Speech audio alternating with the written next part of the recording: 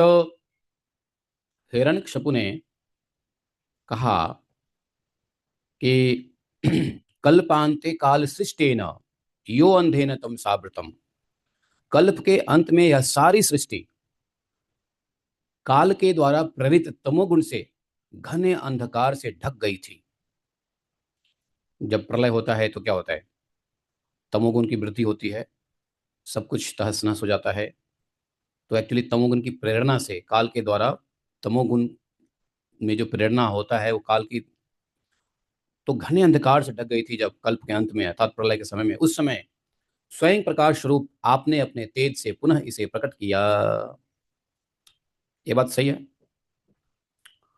ब्रह्मा जी के एक दिन जब पूरा हो जाता है तो नैमित्तिक प्रलय होता है ना, जिसमें क्या बोलते हैं उसको, कौन सी प्रलय बोलते हैं ब्रह्मा जी के एक दिन पूरा होने पे?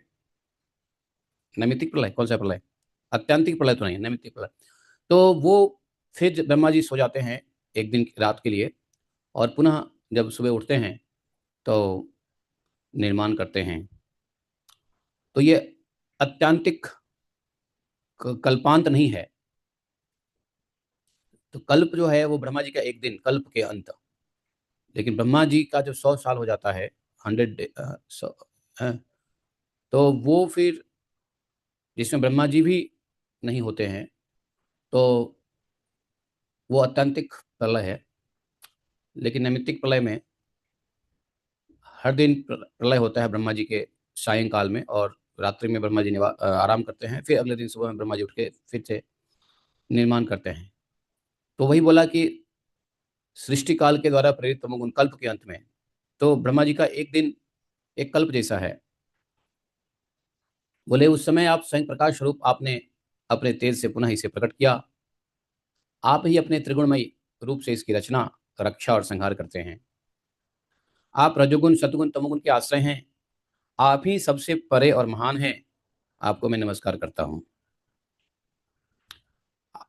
आवाज आ रही है?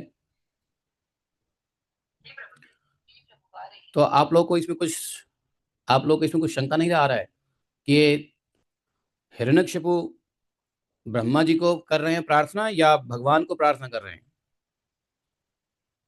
तो जब हिरण्यकशिपु ये कह रहे हैं कि आप ही अपने त्रिगुणमय रूप से रचना संहार करते हैं, रजोगुण सतगुण और तमोगुण, रजोगुण से रचना, सतोगुण से